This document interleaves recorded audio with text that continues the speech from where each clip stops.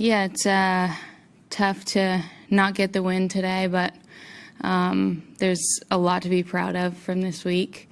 These past few weeks, I think I've worked through a lot and kind of felt like I wasn't playing my best tennis coming into just the Australian swing, and I feel like I'm leaving here with you know, a lot of positives, lots to be proud of, and definitely lots to improve on.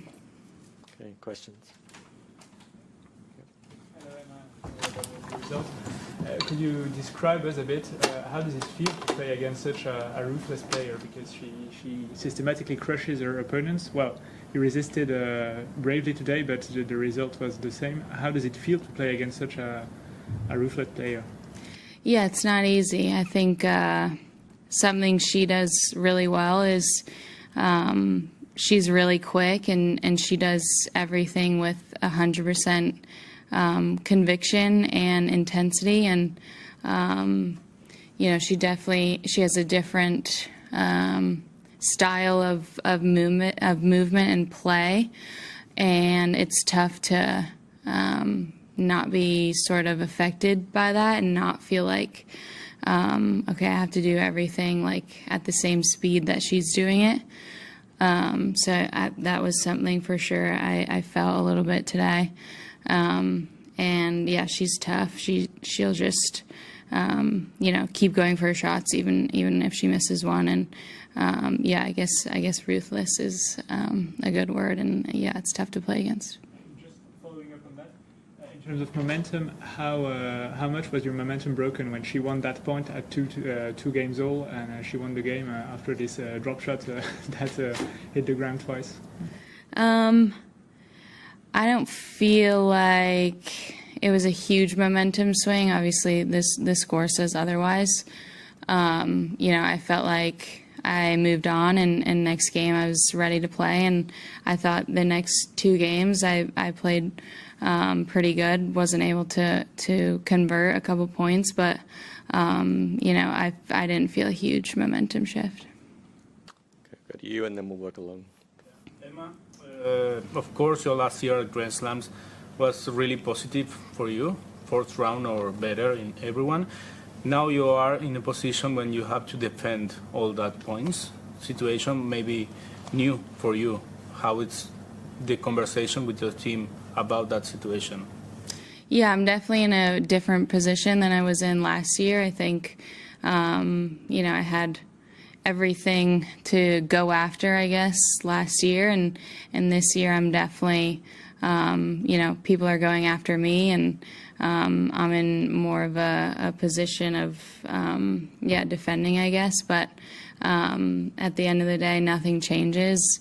You know, I feel like I still have everything to go after, and I feel like there's only positives ahead of me, and you know, like I said, I have a ton to work on, and you know, that's what gets me excited to practice or play every day, just continuing to try to be the best player I can be, and you know, that's always what I'm chasing, and you know, hopefully the results come with that. To clarify on that point at 2-2, did you ask Eva for a video review and she said you couldn't, or I wasn't quite, because I couldn't hear on the mic. I heard you saying in the break, did you see that when it came up on the big screen? But what did you say between the two of you? Yeah, I didn't stop playing. I played the next shot, so I couldn't see a replay. And yeah, I asked her after the point if I could see a replay, and she said I played it, so I couldn't see it. That's fair to expect players to stop a point, you know, in the middle of it all, when, because you obviously knew in the moment, but you're trying to deal with, you know, one of the best players in the world, trying to stop the point. Do you think it should kind of be allowed to do it retrospectively after the point? Yeah, I think it should be allowed to see after the point, even if you play. It happens so fast, and you know, you hit the shot and she hits it back, and you're just like, oh, I guess I'm playing. And, you know, in the back of your head, you're like, okay, maybe I can still win the point, even, you know, even though it wasn't called. And, you know, it's going to be a downer if I stop the point and it turns out it wasn't double bounce. So, yeah, it's tough. I think we should be able to see it afterwards and make that call. It's Neil from the Mercredi. Just follow up another couple of questions on that. Do you place any blame on your opponent at all during the heat of action that she didn't call it? And can you just say, do you think tennis looks a bit silly if you're able to see 10 seconds later that it was a double bounce on the screen? Everyone in the stadium knows, but it stood. Yeah, it's in the moment. Like I said, it happened so fast. I don't know if she knew or not. And yeah, ultimately it's up to the ref to make the call. And if she didn't see it, then, you know, it is what it is, I guess. It's tough to, you know, I guess place blame on anybody. It's a tough call. And I think the rules should be different. That I think for sure we should be able to, look at it afterwards and decide. Matt, next. Yeah, just how long does that linger on your mind when you're in the heat of the moment, you're playing, you feel like you have some momentum? I mean, I think it was deuce at that point, right? It was her game point at 2-all, yeah. Game point, that's right, because you went right over. But, and you know, how was it, the sort of reset process moving forward, or were you not able to reset? No, I was definitely able to reset. I was kind of a little bit frustrated on the changeover. Maybe it bled into 1 point, and then, you know, I told myself it's time to move on. It's in the past, can't linger on it. And yeah, I felt like for sure I was able to reset, and yeah, like I said, played a solid game at 3-2. Just wasn't able to convert. I just wanted to ask, in kind of the theme of the umpiring, what you thought about the Australian Open not using the let machines on serve, and kind of the decision, again, lying on the umpire there, whether or not it's a let. Yeah, I don't know why that decision was made. I think, yeah, I don't see a reason to not use a let machine, so yeah, not really sure why that was the decision. Okay, Charlie, then Courtney. I know you haven't played Iga for a while, but I just wondered what you thought, kind of where she's at level-wise and style-wise compared to certainly last year, where it felt like maybe she was a bit more vulnerable towards the end of the year.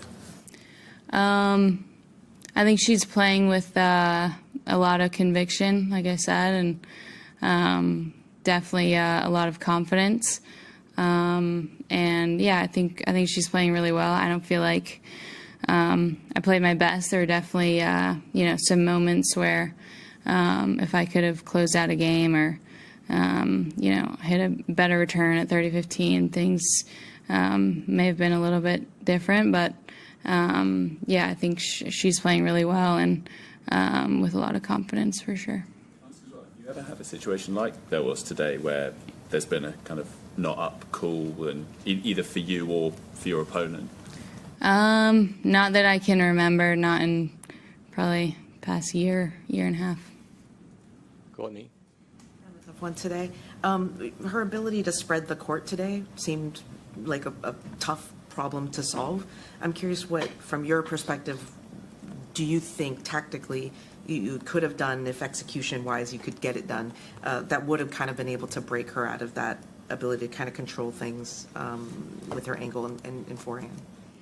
I felt like I didn't have enough power or depth or height or weight on my shots to be able to really make her uncomfortable. So it kind of felt like, you know, I'd hit one ground stroke and she'd rip it back, and then I just would get pushed farther and farther back behind the baseline.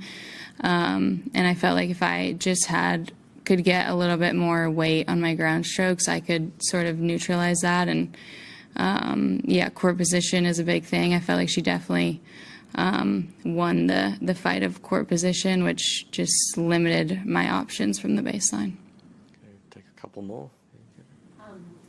You came into this game having gone to 3 sets in all of your previous matches, and then Iga came through in straight sets. Do you think that impacted your matchup on the court today?